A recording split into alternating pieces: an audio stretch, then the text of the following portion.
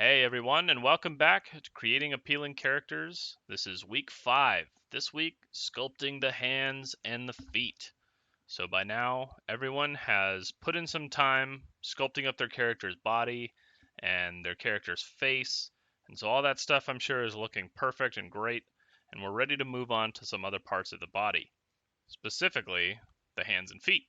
So, hands are going to be a very important part of any character, especially if we're going to see that character printed out or ever see that character in motion. So, there's a couple notes that I want to go over in regards to hands and also feet, and just get us thinking about a couple things as we move forward into the sculpting. So, the first most important part of sculpting hands is getting reference. Surround yourself by reference. So the first and most important part of sculpting hands is getting reference, getting really good, solid reference to move forward. I really can't stress that enough. That's why I made a whole slide that just says reference. So, find some good anatomical references and diagrams. Look at actual pictures of people's hands.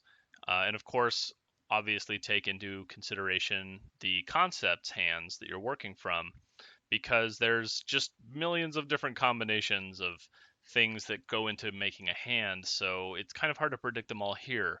And this is just going to be kind of a general guideline on how to sculpt hands in a good way for our characters. But yes, reference, get it, download it, put it on your other monitor, put it on your phone's lock screen so it's the first thing that you see when you wake up. Have it nearby because I'll be able to tell if you don't, and so will you. Speaking of reference, here's a couple of really good free resources for you. You can find both of these books for free online. Just search for them. Drawing the Head and Hands by Andrew Loomis is just a classic. He pretty much wrote the book on how to draw things proportionally. And it's just a very simple, straightforward approach to making a lot of stuff. All these Andrew Loomis books are great. I highly recommend them. You can find most of them for free online. George Bridgman's Constructive Anatomy book, there on the right. You can see from just these illustrations here on the front of the book, George Bridgman has a great way of going in and just really breaking down the mechanical functionality of the body in a way that is just, I find it really easy to follow along, and the shapes that he kind of pushes everything into make a lot of sense to me. But very good reference, both of these books. I highly recommend them. The hand is a character. So our hands are going to be very, very expressive extensions of our overall character. I want you to think about the hands actually as a character unto themselves. There's just so much expressiveness and articulation in each hand. In fact, as much as a full figure has. So, put the hand expressiveness together with a full figure, and you've got just character out the wazoo. So, I want to not think of our hands as sort of an afterthought and give them the amount of time and the work that they require to help pull off your character. Here's a couple examples of really nice expressive hands. These are Hogarth's hands from Iron Giant. Just have a couple images there, just some exploration. You can see how much is being conveyed with these hands. Hogarth is using his hands to tell what's going on. He's gesticulating towards things. And, there's a lot of personality that comes through, a lot of dynamic motion that comes through in these hands. So this kind of stuff is really good. Tack this up on your wall. Some characters just are straight up a hand. There's definitely enough expressiveness in a hand that you can convey a huge range of motion and sell pasta. The way that hands are used on a character sometimes is very indicative of their character, and their hand factors in a huge way. The creature on the right there, obviously, they put a lot of thought into how he should look, from the texture of his skin to the length and sharpness of those fingers. Definitely not an afterthought on a character like that. Construction. Let's talk about actually building some hands. I'm going to show you a bunch of examples from how to draw hand resources and books, and you'll notice that a lot of the types of language that's used and a lot of the information therein is very applicable to working in 3D and sculpting. So that's why I use them. Let's take a look at some of those now. any good how to draw a hand reference is almost always going to refer to the hand as a block or a wedge, when the fingers being this series of connected cube type objects. The idea is that if you can draw a cube, that you should be able to draw a hand, draw a cube in space, that is. So, and I think that that's for the most part pretty true. And it gets a little bit more complex than that, especially when we start getting into posing and all that. But the I want you to keep in mind that look of that blocky hand as we move forward, because those are going to be the main planes of our hands and our fingers, and so, sort of act as the guiding post markers for these hands as we move forward. I really like this breakdown on the right of the screen there with just a very quick gestural sort of drawing of the hand, and then a more detailed sort of a mechanical breakdown. And then the super realistic type of hand drawing there down at the bottom is maybe a little bit beyond the scope of what we're going to do in this class, but still nice to know how all of these forms build up and sort of, become an underlying structure for the more advanced looking hands. It always helps to plan out your hands this way. So just always think of them in their most simple form first, and then add that secondary and tertiary detail on top. So here we have some great blocked out hands sculpted by Philippe Farreau on the left. And we're going to use this as sort of the basis for our hand proportions as we move forward. I always keep this image up when I'm working on hands just to check my basic proportions and make sure that everything's lining up the best that it can. But there's some good general guidelines that I want to go over using this hand as my example. The first being that the whole hand has got a very clear paddle type of shape to it. The whole thing feels like a contained unit, which is going to be kind of one of the themes of this week. It's got its own self-contained shape to it. Now, when we get into actually measuring distances, it's helpful to break up the hand into two parts, the palm and the fingers. So if we draw a dividing line, just imagine that this palm actually is kind of just this big square. We see this big blocky square. And then that's bisecting the hand down the middle. And then this top area is going to contain our fingers, right? It's almost one shape divided equally in half. And then obviously from there, you can break up that top shape into 4 sections, and that creates our finger separation. And then that bottom shape, if you kind of draw a line straight up through the middle and then curve it over and then out about the middle of that bottom shape, that's going to be generally the line of that thumb, the bulb of that thumb that kind of comes out. So we've already figured out how do we measure the whole hand together, and that is just, half of it is fingers, half of it is palm generally. That's especially true, it's easiest to see, I should say, on the inside of the hand. Now on the back of the hand over here, we can start to measure fingers. So if we go from one knuckle all the way to the end of the finger, draw a line all the way through that, and then cut that line in half, that's where the first knuckle of our finger is going to be. And you cut this top line in half, that's typically where the second knuckle is going to be. So that's a good way to check to see if your fingers are the right length. Sometimes they might feel a little bit longer or too short in some cases. If you divide up your fingers that way, then you should get these arcs across all of the bones, all the joints in your hands as you go. So as that arc gets closer to the fingertips, it becomes increasingly more severe. And so that's kind of a good way to sort of measure yourself. Speaking about articulation, all of the fingers obviously articulate from the tips of, the tip of the palm, more or less. But it's important to note, and the reason I brought this sculpt in over here on the right is to show that that thumb has a little bit more of a complex articulation, right? It actually articulates down from the wrist, where the whole hand bends along this axis. That's where the first articulation point of that thumb is. And the second being usually that first kind of visible knuckle that we see. And then, of course, this last point on the thumb. It's important to note also that the thumb swings on a different axis than the other fingers do. It kind of runs at a 90-degree difference from the main fingers of the hand. Forward, I want to show a couple examples of what not to do. No. So I did a quick search for hand models on a really popular 3D modeling site, and just within a couple minutes, I found all of these things. And we won't go through each one of these and say specifically what's wrong with each one. I think it's pretty apparent.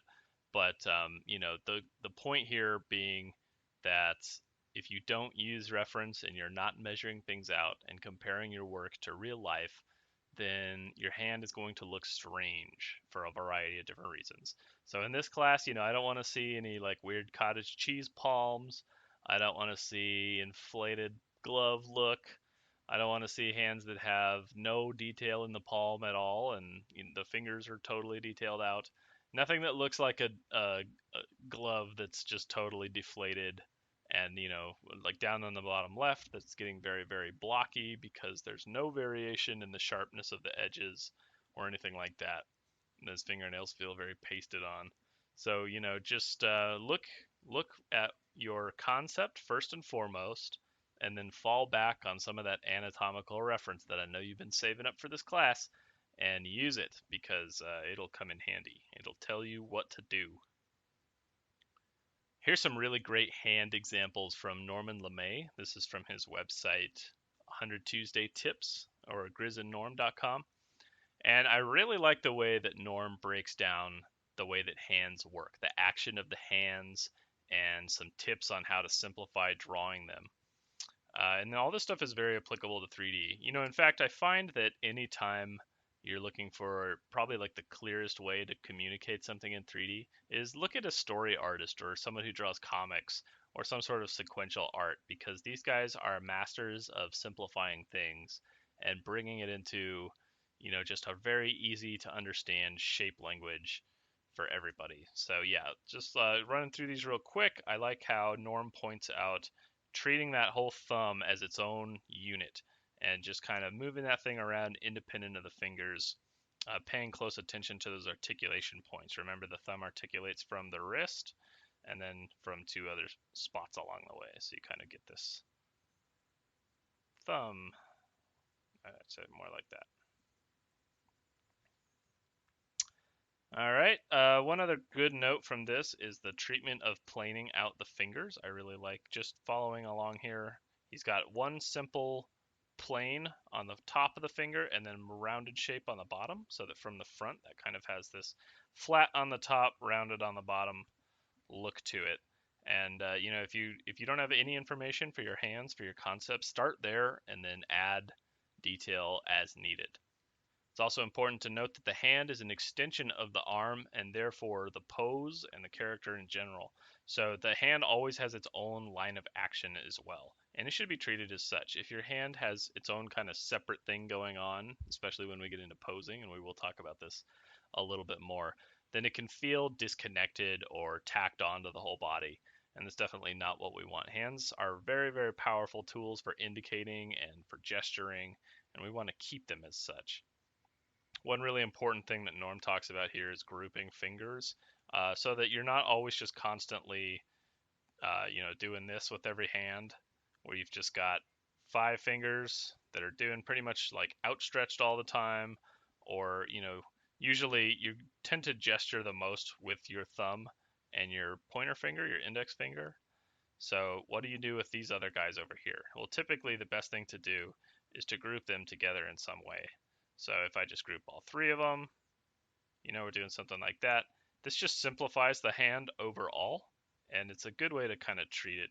So when we're posing our characters, in general, try to keep those things grouped as much as possible. Remember, we're treating the hand as a whole complete unit all together as one shape that is sort of unique and interesting in its own.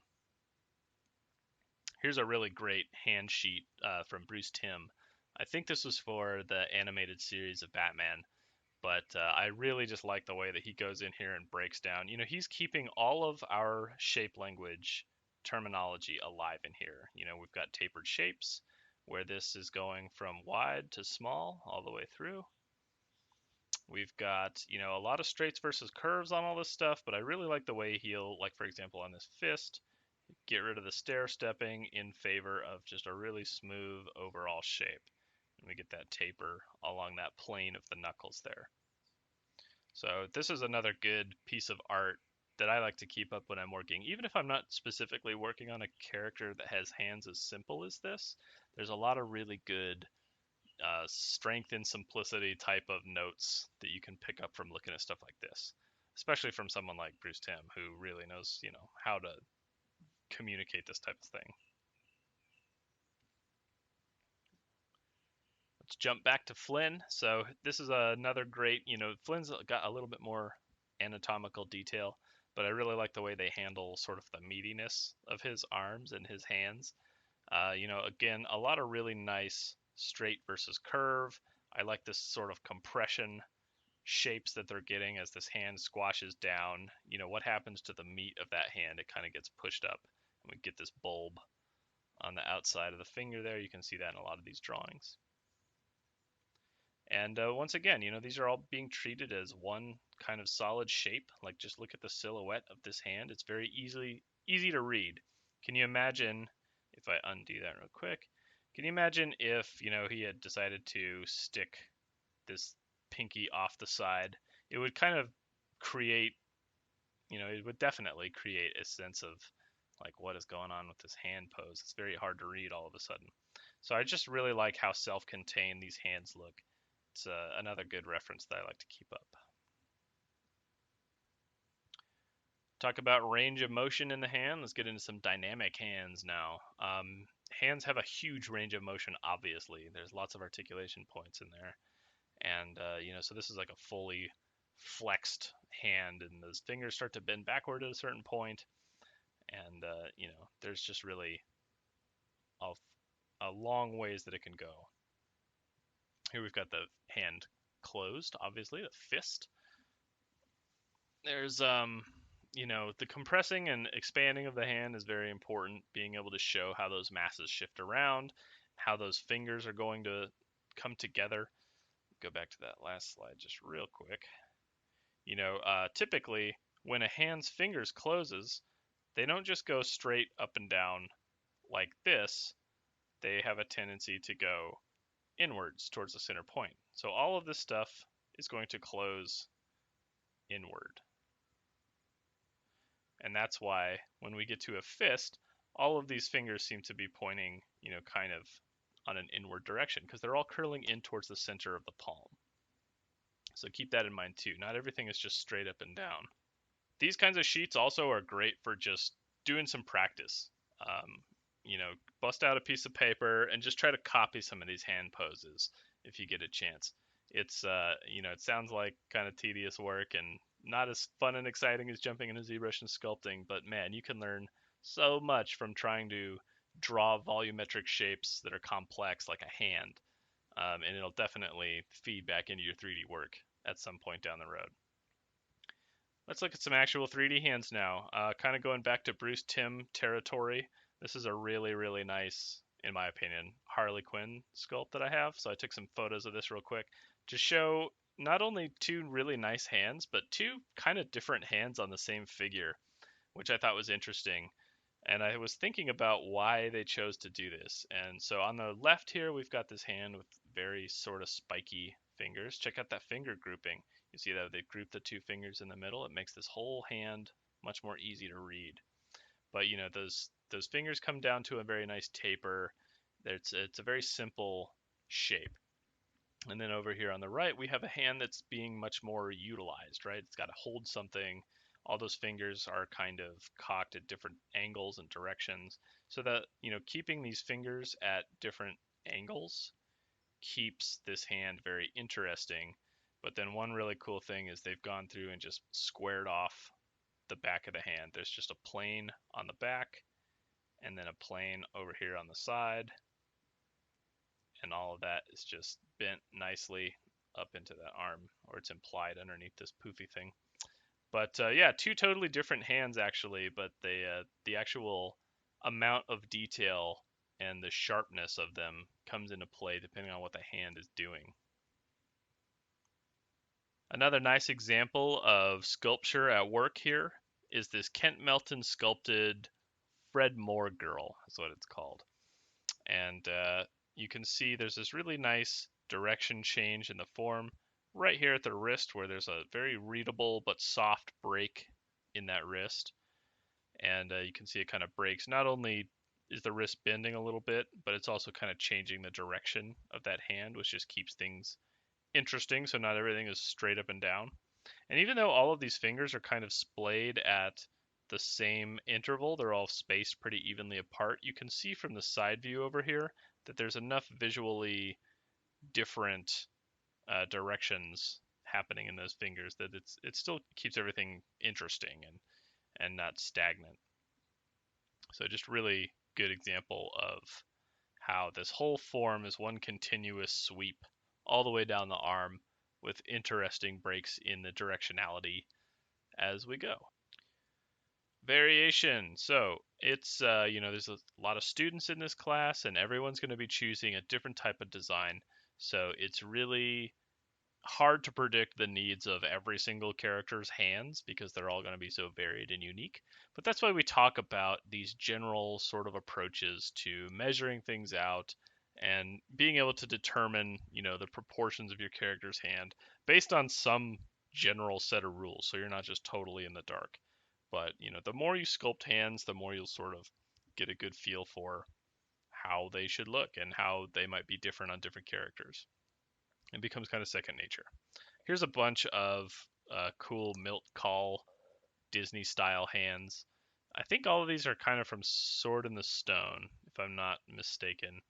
But I really like the way that Milt Kahl tends to draw his hands. It's kind of got this chunky finger feeling.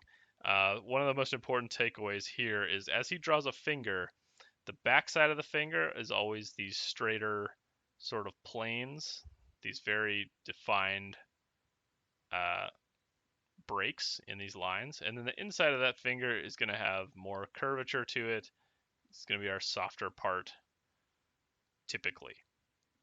And so that really goes a long ways towards the expressiveness of those fingers. If we take a look at like this drawing over here, he's drawn the spine of that finger as this segmented kind of chunk, and then the inside of that finger is coming up.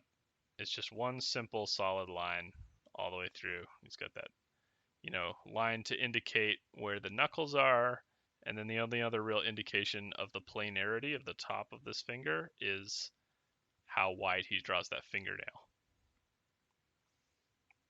We can see from indications like this that he's thinking of the top of that finger as this curved sort of plane like that.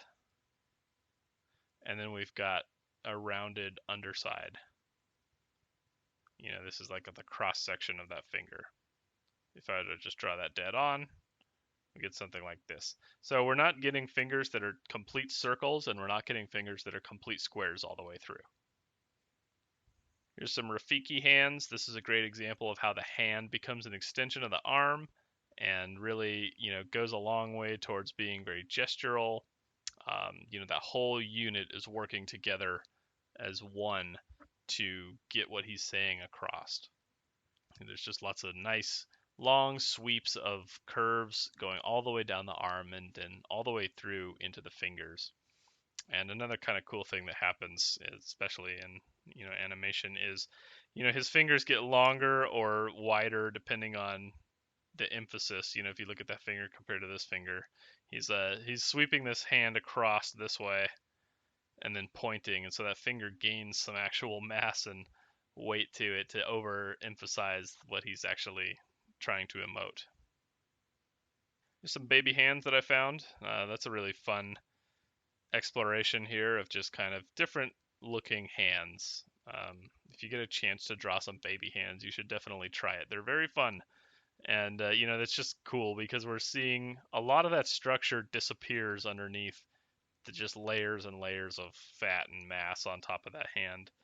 But, all of the same principles still apply here. It's just hidden underneath. You can get away with kind of making things very balloony and poofy. Let's do a quick overview of feet, the hands of the legs, as far as I'm concerned. So I've already said everything that you need to know about shape and form. So we just need to apply that to the feet. All right, lecture over. No, let's go in a little bit more deep than that. Talking about just how the foot is constructed in a general sense. So there's a huge area of the foot that doesn't articulate a whole lot. It doesn't really articulate until we get to obviously the toes, right? And the toes start to articulate kind of around this area. But generally the foot is a wedge shape. Woo, there's our foot. But with the one, in some cases your character might have an added bump in that wedge to account for that bone that kind of sticks up there. I don't know the names of all these things, but I don't spend a ton of time having to memorize that stuff. Generally a cursory look at some foot anatomy when I get to sculpting is all I kind of need, because we're going to probably simplify the foot a lot more than it would be for a realistic character. This is a really nice example of simplifying that foot. This is a Devil Planet Studio sculpture that I found on Instagram, I think. And I really like the way that they've overemphasized this bony ridge in the foot and then also pushed that heel out quite a bit. So just taking the few parts of the foot that really have a recognizable structure to them, something that's just like, what really are the pieces that you think of when you think of a foot? You always think of this bulbous kind of heel and then this wedge shaped front of the foot. And they've really just overemphasized that a lot and made it feel really nice. I also really like the way that the backside, or like the underside, I should say, of this foot has this really just flat plane. It's kind of cool. So a little bit more geometric of a look to this foot, but just a really nice, I'll clear my marks from here so that you can see, but just a really good breakdown of that foot in general. Like I said, most of your characters probably wearing shoes, or the feet might be very, very simplified, but it's still important to be able to think about how these feet are made and how they should read when you look at them. Here's just a really quick breakdown of construction of a foot. So always think about your feet in, just like with the hands, as one sort of simple shape. So if I'm thinking of my foot more or less like this shape, and then if I break that down into planes, breaking out those planes again so that nothing is totally symmetrical. I've got one break higher than the other, and then I'm leaving an area for where the feet or the toes start to articulate. And then I'm just trying to make things interesting. So I've got my curve on the inside, straight on the outside, and then this bulb of the heel right here. And then obviously we break up this top toe part into sections for the toes. And then I've got my more kind of realized drawing of the toe here. So this might be trending towards a little bit more realistic than I would go for most characters, but it's just a thought exercise in how I would go about planing that foot out and kind of breaking it down into simple shapes. One last quick note on the feet before we move on. I don't want to see any tube socks in your feet, so it's very easy to move on to more exciting parts of the body and work on things that, are a little bit more visible and kind of the fun parts of our character, but the feet are still very important. Feet and hands are always going to be super important. So, make sure that you spend some time getting them to look right. Keeping those feet interesting along lines of articulation is going to be key. So here on this bent foot, you can see I've got, a more angled, defined plane break where that foot bends. And then on the other side, it's a softer, but still pretty defined, rounded edge. I don't want to see any of this kind of uniform, soft bend all the way through the foot. It's just not going to sell that foot as being planted on the ground or well sculpted. So that's my spiel on hands and feet for this week. I'm going to jump into the demo now, and we'll talk specifically about how we're going to approach sculpting hands and feet for this class.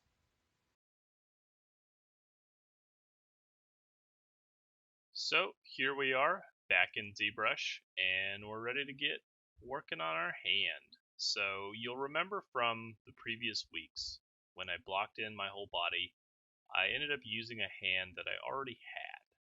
And that's because it's got topology that works well for me, and I like, the setup that's in here. It's not the right shape yet, but that's fine. We'll be doing that now.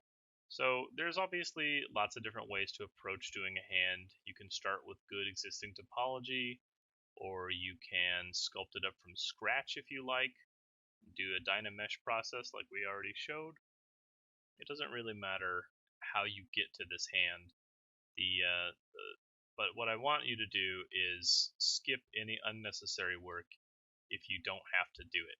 So if you don't already have a hand laying around, that's okay. We can start with Super Average Man from the ZBrush default tools.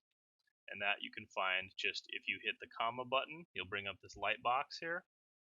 And go to the tool palette, Super Average Man. So if you grab him, he's got a hand that's already, not perfect, but it's a pretty good start. And we can modify it to be a little bit better for ourselves. He's also got a foot that you can just jack and take that for your character too if you don't already have a foot. These are really good places to start with these. And, if you don't already have something lined up or you don't have the time to Dynamesh build a hand from scratch, then I really recommend just going in and cutting off about that much of a hand. So I'll just go ahead and delete hidden on that. Then we can make a couple different modifications to this hand to make it a little easier to sculpt with. You'll notice that there's some subdivisions already in the fingers. So if I subdivide this up, actually I'm just going to divide just to see what's going on. We get really a lot of subdivisions now in the finger, which is fine. We might want to add that amount later, but for now, let's just make it easier for ourselves. So what I'm going to do is go into the Z modeler, and then the default is going to be insert edge loop. If I hover over an edge, it'll say insert edge loop. And that's fine, that's what I want. So what I'm going to do is delete every single span in these fingers that isn't a knuckle. So it's like every other span. Okay. Here's my knuckle, delete that. There's a knuckle.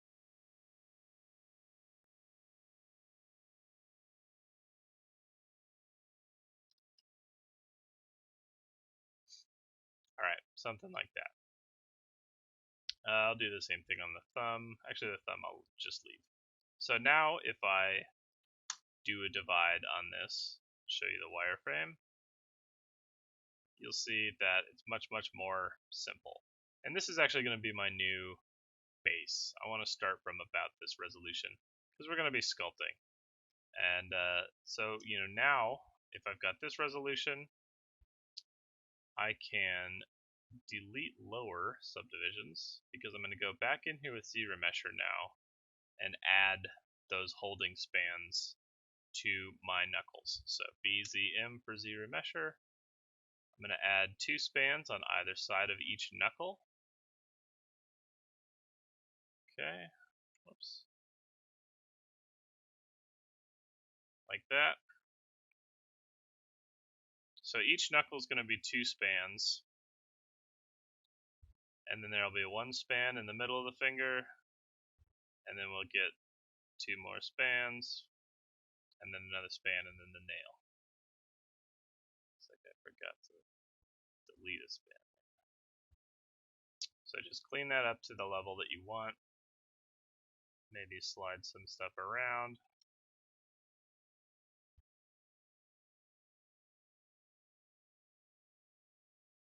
Something like that. Alright, so now the next thing I want to do is get my polygroups going. So whether or not you're using my method here to make this hand work for you, or if you're starting with your own topology, give this a shot to get some usable polygroups. So this is going to come in handy a lot when we start to sculpt this hand out and when we start to pose this hand especially. So the first thing that I'll do is get my lasso select, and I'm just going to hide the tips of these fingers.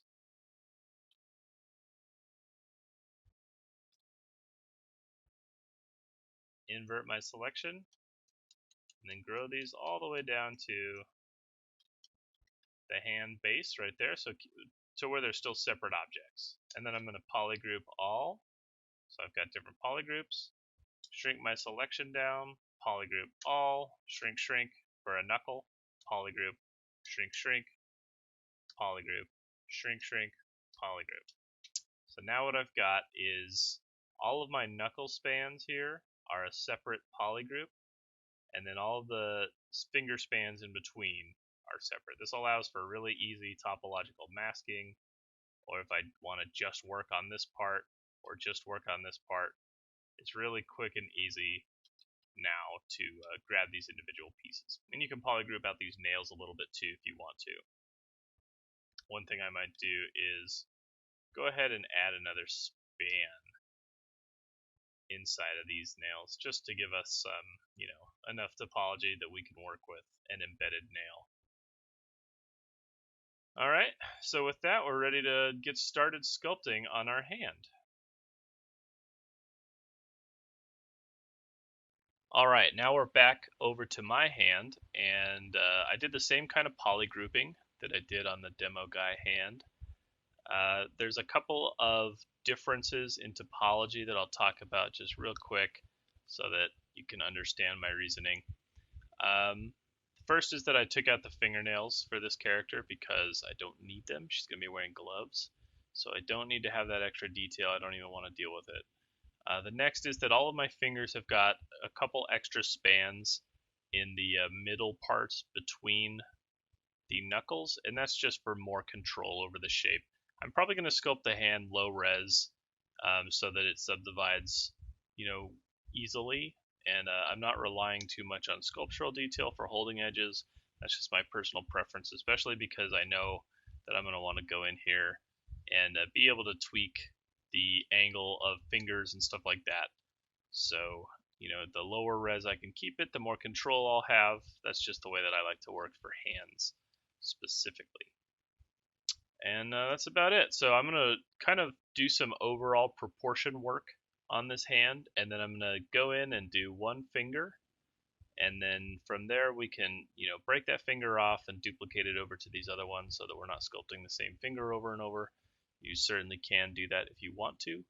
And then we'll go and clean it up, and the hand will be done and ready. So let's go ahead and do that now.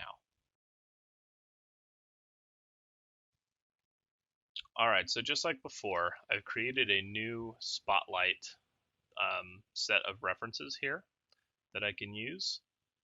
And I've arranged them around my canvas a little bit, so I might be popping that up here and there. So I've got my concept art up, of course, for general proportions of these hands. She's got pretty meaty hands, so these male hand references are going to be pretty useful.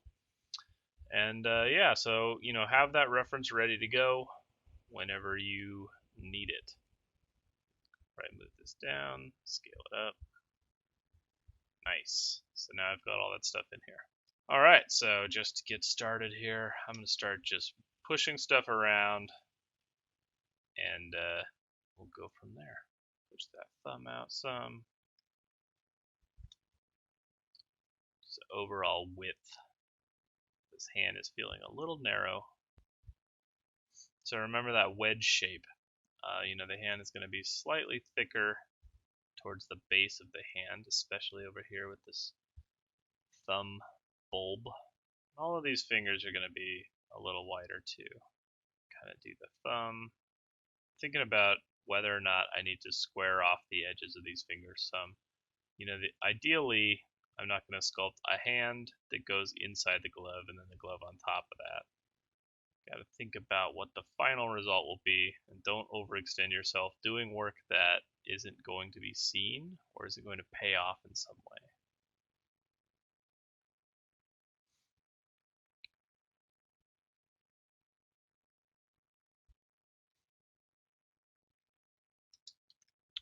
For some of you, if you have access to another modeling app, something like Maya or Modo,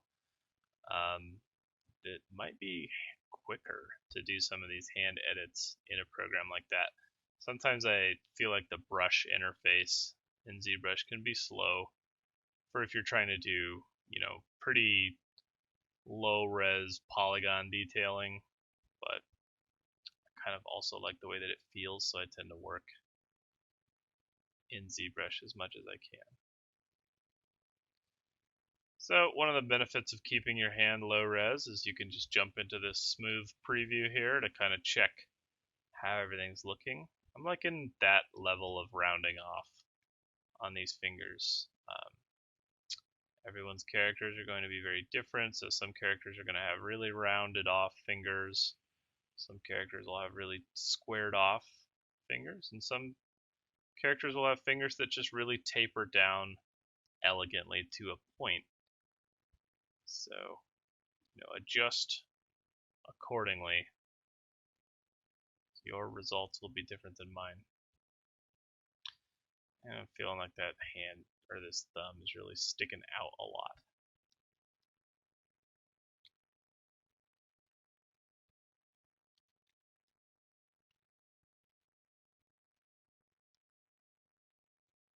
This week is all going to be pretty much time spent. So, there's not a really quick and easy way that I have found to sculpt a really good hand. So you'll have to just put in some time and be patient with it. Just work on one piece at a time until it starts to come together. Pulling these spans together in areas where I want to make more of an emphasis or a break. See what the result of that is when I go into the smooth preview here. Feels pretty good. Alright, let's move on to the rest of these proportions for this hand. So if you remember that Bruce Timm hand breakdown, I really love that idea of that sweep of the knuckles that he has on there. So I'm going to try and keep something like that in mind, some sort of line that connects these knuckles all together. And just think of that more of like not so much a line that's going to be drawn directly on top or sculpted in some way, but a general kind of sweep is nice to have in there. And some, that's kind of the line of action that these knuckles are going to be laid on. Kind of ignoring the wrist right now. It feels very stuck way off over here, so that's something I'll adjust as I go. Let's pull that over a little bit. Alright, one thing comes to mind is the arc. So obviously our fingers on the back of the hand move in an arc like this across the top of the hand. They're not all just perfectly straight across. Something I could work on a little bit still with this hand, but also from the front we're going to get an arc that does this. You can look at your own hand, you'll see that it does not totally flatten out on the top of the hand. There is some interesting arcing happening there. So do that. And then something that I want to keep in mind always when I'm sculpting is how this hand is looking in silhouette. If I've got the break of my wrist down here, and that kind of comes down into the hand. Just use this cut brush here. Alright, so there's a breaking point in my wrist, and then this swoop down into the hand like that. I don't want to make sure I'm not getting like too much of this kind of thing going on that's way over exaggerated, but the idea is to have a clean silhouette that's easily readable. So if you're looking at your hand sculpt and everything is very, very wobbly, take a break and smooth some stuff out. It'll start to feel better. Alright. So my fingers on this character are going to have a little bit of taper to them, but not a ton. Maybe I'll detail out this middle finger. This is the longest and therefore the most important finger. But my hand, my fingers are going to be pretty square and pretty straight. Not a lot of taper to those. And it's important that I kind of figure out a balance because I want to make sure that they're not totally parallel and straight either. Actually, this cross section is a good time to talk about how the fingers connect into the palm of the hand. So if you look at your hand from the top, your fingers appear to be slightly longer. And if you look at your hand from the bottom, your fingers are a little bit shorter looking. And that's because they attach to the palm at this sort of angle, right? There's a triangular sort of attachment point, and this pad of the fingers on the inside of the palm is further up than the knuckles are. By knuckles, I mean the rotation point of the fingers. You know where that knuckle actually rotates. So that's what causes those fingers to feel a little bit shorter from the bottom. So just, make sure that your fingers aren't just stuck in at a totally perpendicular angle to the rest of the hand. And they have just a little bit of a swoop, this triangular kind of shape in the webbing here. In fact, that's kind of what creates that webbing. I think that's a good rule of thumb for pretty much any stylized character, even if you have very, very simple hands. Don't completely square off everything. Remember the bad hand examples that I showed? Those are good examples of just sticking on fingers. Everything needs to learn to live together nicely. Like a little bit of bowing on the back of the hand there. I think that's just a nice contrast, and we get sort of an S curve shape with the break of the wrist in there as well. Alright, let's finish detailing out this middle finger. Just pulling stuff around till I get it where I want it. I've got some weird janky skewing happening. Some of my knuckles. The polygroup coloring is really the most important part for me of polygrouping these fingers, because it helps me differentiate things. Like, keep landmarks for yourself. I think that's really, really important and helpful. If I know that this span is always going to be where that finger creases from, then it gives me a guideline. It's like the sketch for my finger. I'm going to go ahead and insert another edge loop down here towards the end so I can get a nice square off on that finger.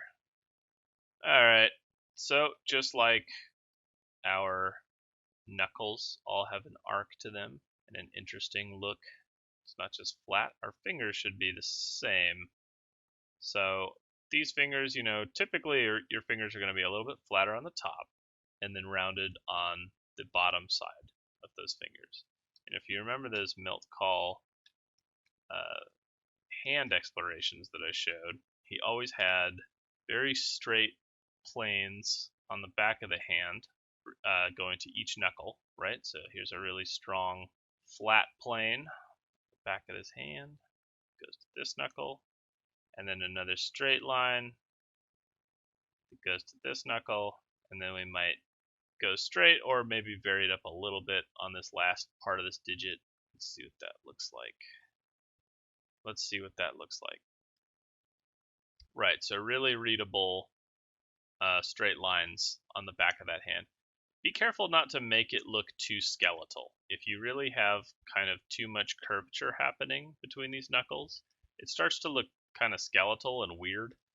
Right now mine is approaching that, so I'm going to go back and make sure that in between each knuckle it's as straight as can be without too much dip down. And this is why we want to duplicate our fingers and move them around, because you're already sculpting two sides of a finger. You don't want to do that for every single finger.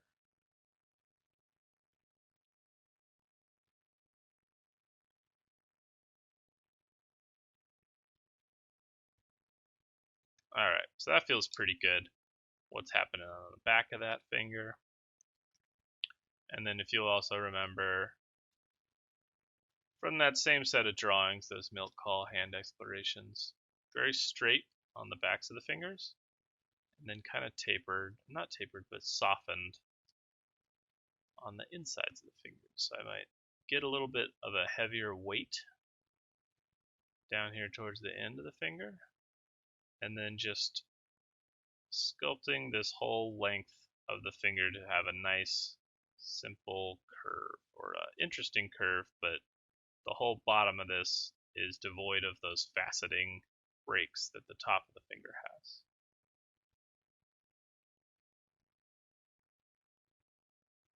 That tip was feeling a little too square.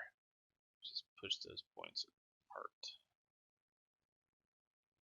Alright, finger's feeling okay. I think that there's definitely some more finesse work that we could do. I don't know if I love for this character to have a completely smooth inside of this finger. So, I might go in and take advantage of this low res to push some spans in, pull some stuff together, and get some breakup going on in there. I want to be careful I don't do too much of that because she is wearing gloves. I don't want it to just feel like she's wearing brown hands on top of her other hands. So there's going to be a detail threshold. Once I get the bare bones of this stuff in here, I can go in and sculpt up extra, detail like sharpness on the top plane of the fingers and anything like that. Extra wrinkles if you're doing gloves. Anything like that can be added later. Alright, here's one thing I'm just noticing. So if I take a look at this span here, that's what's defining the sharpness of the top plane of my hand. It gets pretty close, pretty tight over here on this side. And over here on this side, it really falls away a lot. So I'll just bring this up, bring it closer together. This is basic polygon modeling, obviously. The closer your edges are, the tighter or sharper your crease is going to be. And that leaves these three spans on the bottom to round everything out. I'm going to try adding a little bit more anatomical detail to this finger by making this first knuckle in the finger here the widest point of the whole finger. Not by a comically exaggerated amount, but just a little bit. And then tediously clean up the area around it. If you feel more comfortable diving into a Dynamesh object and sculpting all this stuff instead of moving one point at a time like I do, then by all means do it. There's no wrong way to sculpt a finger or a hand as long as it looks right in the end. But I like this method because it just gives me precise control. I come from old school modeling, so I'm used to jumping into some package like a Maya and just moving verts around and kind of knowing what's going to happen then if I subdivide. Alright, that finger's feeling pretty decent to me. I'm going to keep going on it though, because nothing's ever done. And then where I have this crease here, I'm just going to bring out these spans on either side of that crease. Give me a little bit more flesh or bulgy feeling, so that crease doesn't just feel like an isolated line in the middle of a shape. My hand topology here is fairly simple, so you'll notice I don't do anything like cap off this crease or something like that. I don't kite that out because it doesn't matter a whole lot when I start to subdivide this, and I can always go in and sculpt on the high res version of this hand later to finesse little things like that. I typically won't spend any time detailing on a hand until I've got it into pose, because it's going to get mangled as we start to move stuff around. And so, knowing that, I just try to get it as clean and workable as I can at this stage. Try something here. Like, what if I had a really sharp knuckle break there? Kind of use that to control this wavy line of the knuckles. Kind of like the idea of that. Obviously, I'm getting like some weird roundness, but I like the idea of that. Gotta get it to work. If I soften this out. Yeah, I think we could get a cool plane on the top of this hand that'll work well for me.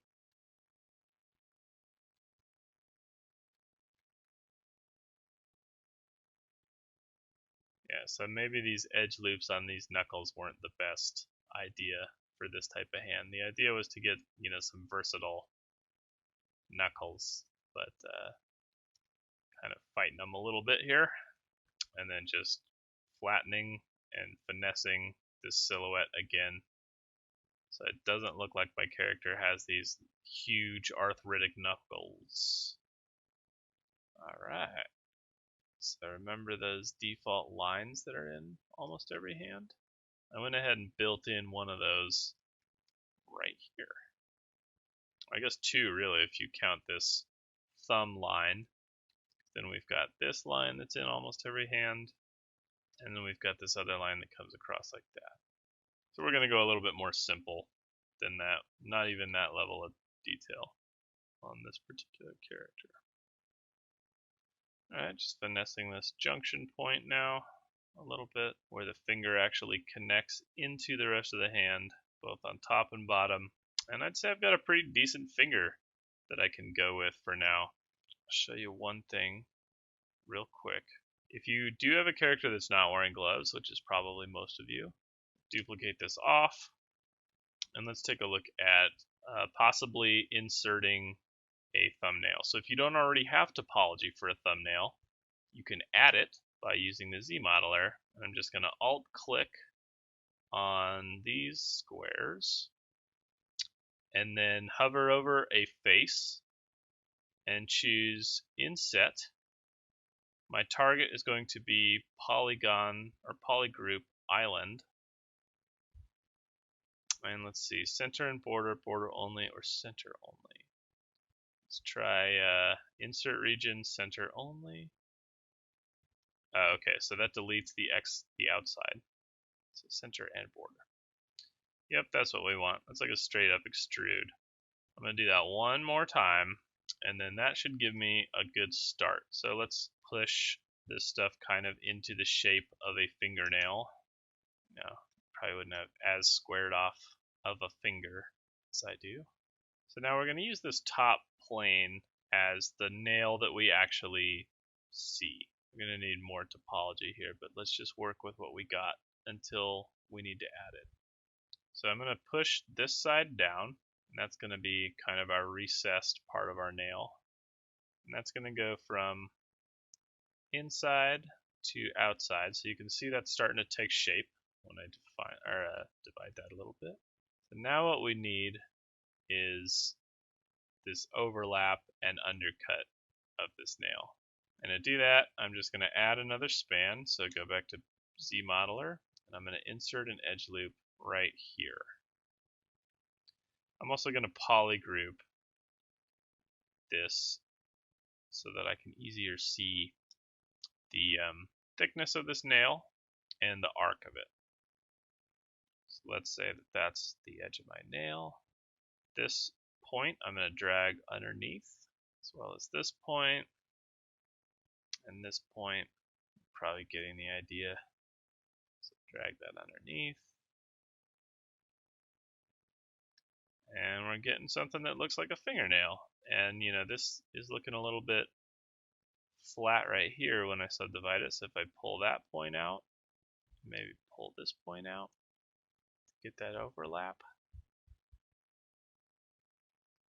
It's kind of a reversal of planes that are happening, but they happen underneath everything else, kind of out of sight, so that's nice.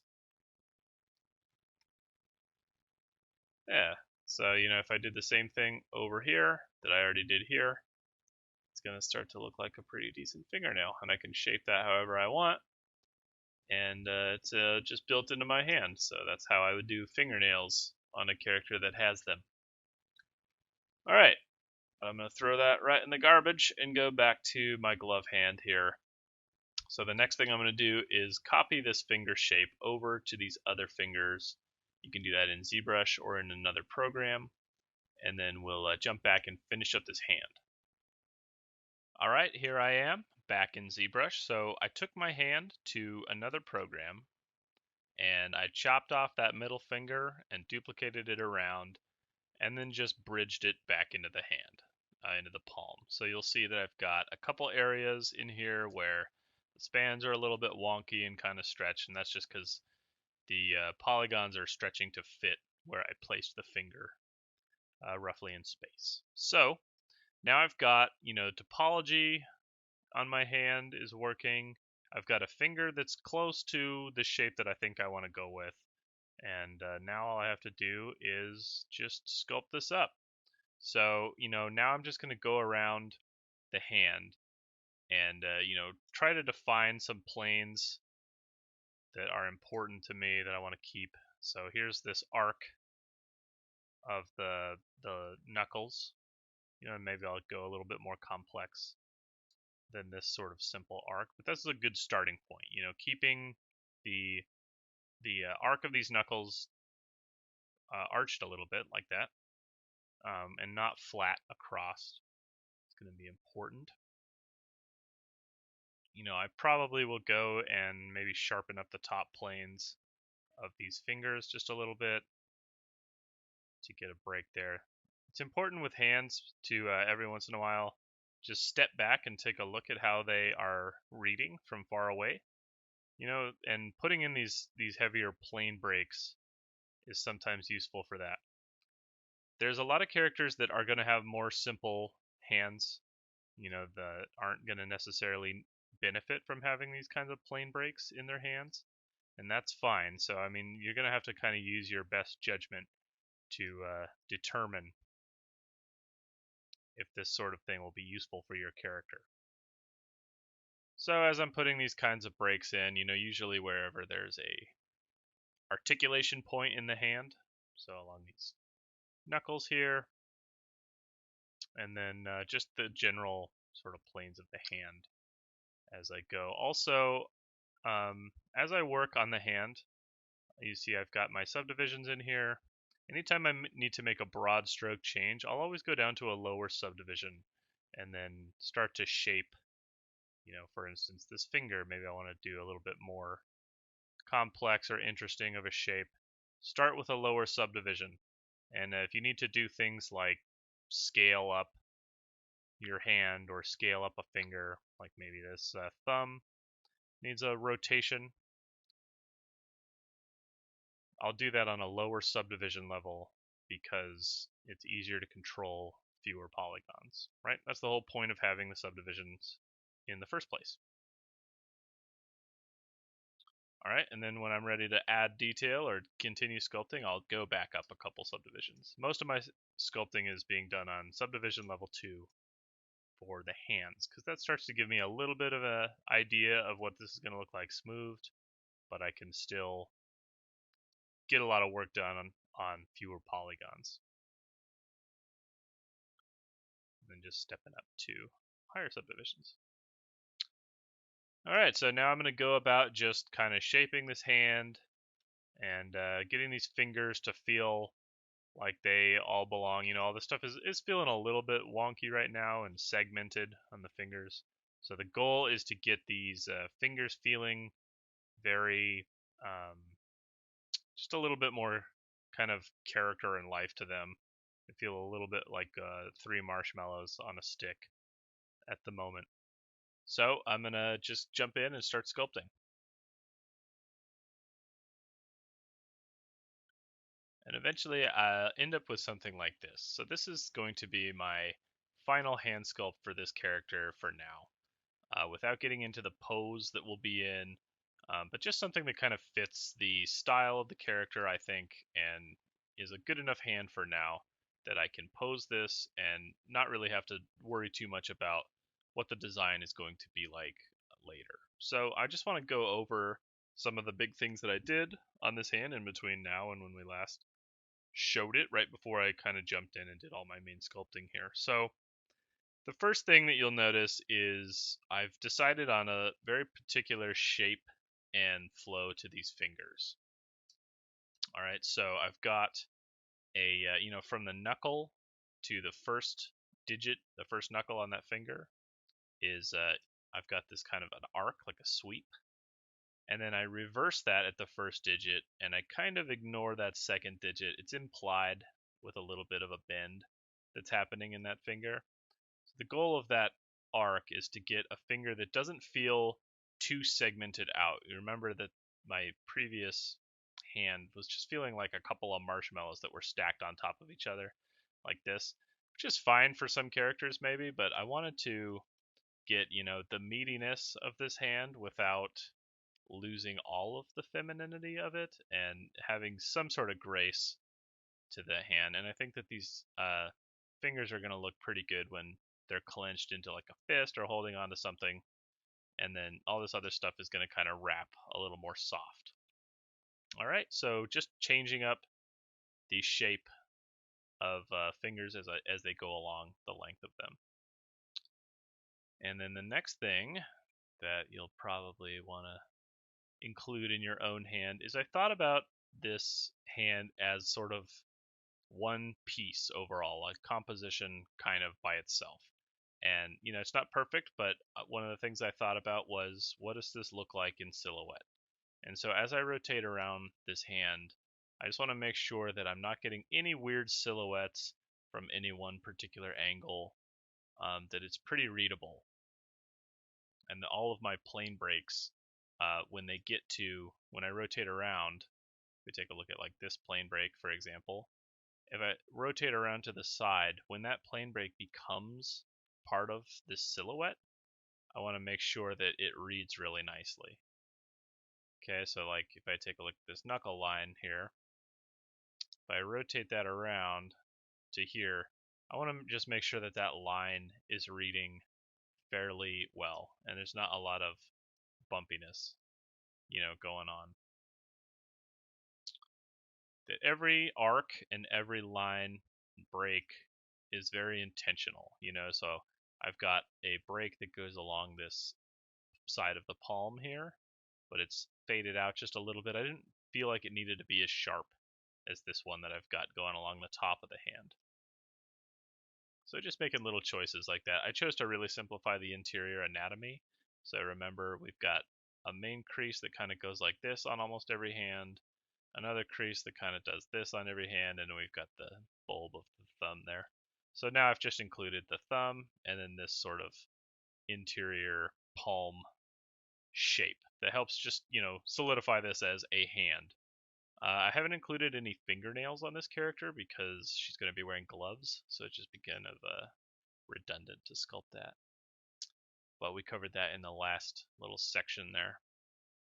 So yeah, that's just kind of some of the main stuff I was looking at.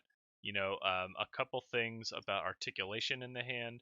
If you take a look at where the wrist is going to bend, typically up here on the top of the wrist is, it's going to feel a little further forward than the articulation point on the bottom of the wrist, because this whole thing is going to bend, kind of hinge from up there, as we bend the wrist, bend the whole hand. And the same thing is kind of true of the finger joints too. So make sure that, there's a little bit of an offset between where they bend on the top and where we see them crease on the inside. And not everything is totally parallel. So let's see. What else can I say about this hand? So even, hands are something that you can just tweak forever and ever and ever. So at a certain point, you got to say, I'm done with you for now, hand, and then move on to the other body pieces, because this hand is going to change a lot when we get into sculpting the pose. So, the goal for this week is just to get your hand in a place where you're ready to pose it. It feels like it belongs to this character. All your proportions and things are worked out, and we can finish it up. If I was doing a production character, at this point it would be pretty easy to neutralize his hand and have it ready to go for rigging. And it wouldn't be a huge amount of work to do because I've given myself these handy polygroups, which are making things easily selectable. Alright, so that's it. This is my final hand for this character. I know that I'm going to be slapping a glove onto this hand later, so there's a certain amount of detail that I'm leaving out, but this is more than enough for the majority of characters that we're going to be making. And yeah, just remember that we're going to jump in and put this into a pose pretty soon. So, things are going to change. It doesn't have to be completely perfect, but all my proportions are worked out, and it's looking good enough for me for now. All right, let's talk about homework this week. So, this being the hand and foot week, it's important that we get our hands and feet sculpted all the way up, get them feeling unique and connected to our character like they're all part of the same design. Spend some good time and love on these hands and make them feel really special because they're a big part of the character, and they're going to be missed if they're overlooked or if they feel like an afterthought. So really put some time in and learn a lot. Hands are something that are very tricky. Hands are, like I said, a character into themselves, so let's make them feel that way. And then we're ready to start adding all of our accessories and stuff next week. So you want to be make sure that all of the pieces we've sculpted of this body so far are feeling good. And that's it. So yeah, sculpt up our hands and feet, make them feel nice, and we'll see you next week.